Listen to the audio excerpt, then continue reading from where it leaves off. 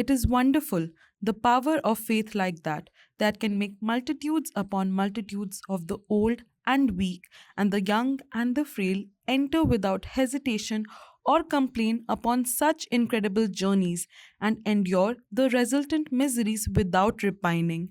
It is done in love or it is done in fear. I do not know which it is, wrote Mark Twain when he visited the Kumbh Mela in 1895. But in India, which is entrenched in patriarchy, even Kumbh Mela, which many see as a great leveler, is a manifestation of male domination of Hindu power. From bare-bodied sadhus to those who embrace complete nakedness, it is the men who take center stage, leading religious processions and rituals. On the first Shahi Snan day, before 3.5 crore devotees could take the sacred dip, the Naga Sadhus were the first to march to the banks of the Triveni Sangam. With swords, trishuls, damrus, and bows in hand, they displayed Hindu male power, their bodies smeared in ashes, chanting Har Har Mahadev.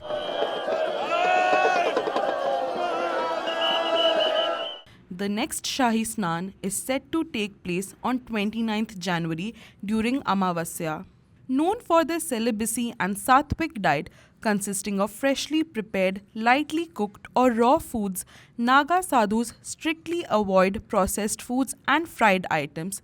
They embody a stark masculine presence, wearing no clothes and carrying weapons.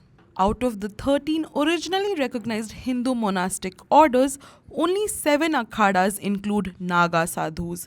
These are the Juna Akhada, Niranjani Akhada, Maha Nirvani Akhada, Atal Akhada, Agni Akhada, Anand Akhada, and Avaha Akhada.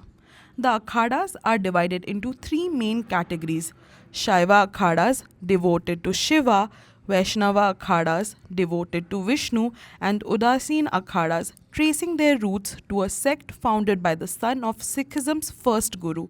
All the 13 originally recognized Akhadas continue to be led by men. The Aghoris, also Shaivist sadhus, do not participate in the Shahi Snan as they believe such rituals drain their spiritual energy.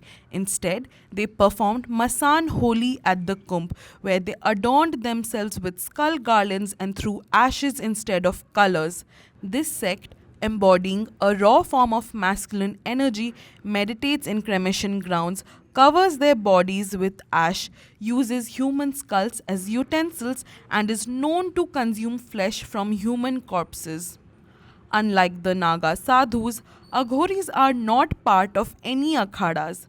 The term akhada itself is derived from the Sanskrit word akhand, meaning inseparable, and traditionally referred to wrestling grounds used to test the physical strength of men. According to the Hindu Jana Jagruti Samiti, the rise of Jain, Buddhist, and Muslim sects posed a challenge to Hindu Dharma. In response, armed groups called Akhadas were formed. These groups combined spiritual practices with physical combat training to repel foreign invasions. The Akhadas, now seen as custodians of the Kumbh Mela, carry a legacy rooted in violence and war.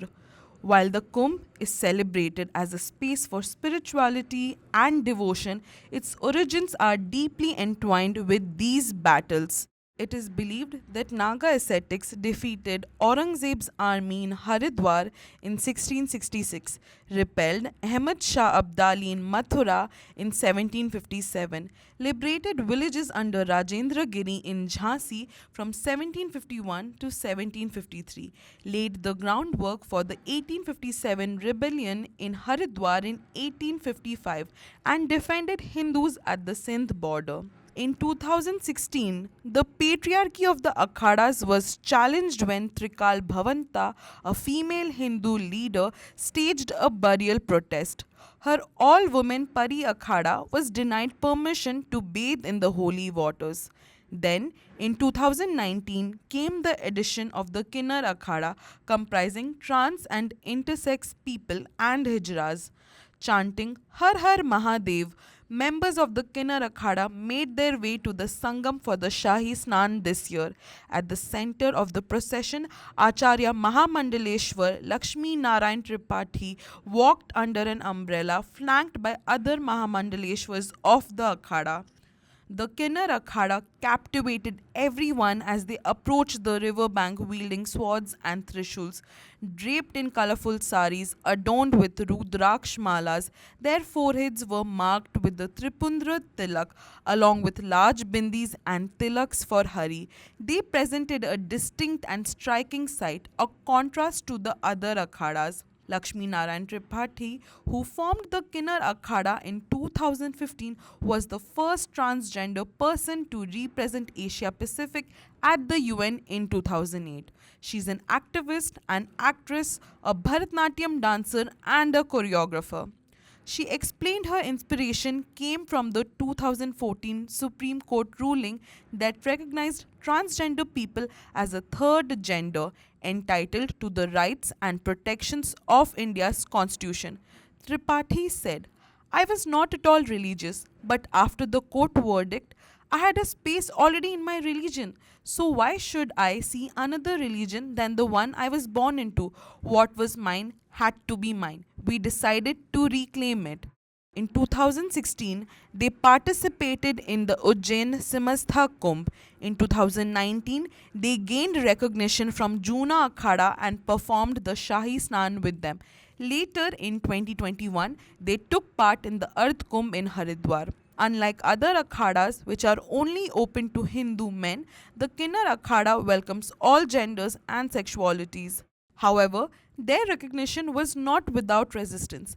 In 2018, Narendragiri, the president of the Akhil Bharatiya Akhada Parishad, opposed the inclusion of the Kinnar Akhada as the 14th member of the body. Tripathi countered, they don't know that a Kinnar is equivalent to a Devata, and the Kinnar Akhada was officially recognized a year later.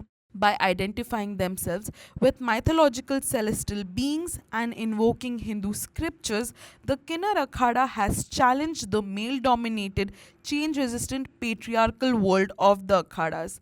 As efforts like these attempt to carve out a more inclusive space, the question remains, can Kumbh Mela evolve into more than an exhibition of masculine energy through ascetic orders, or will it continue to remain a symbol of patriarchy despite these efforts for change?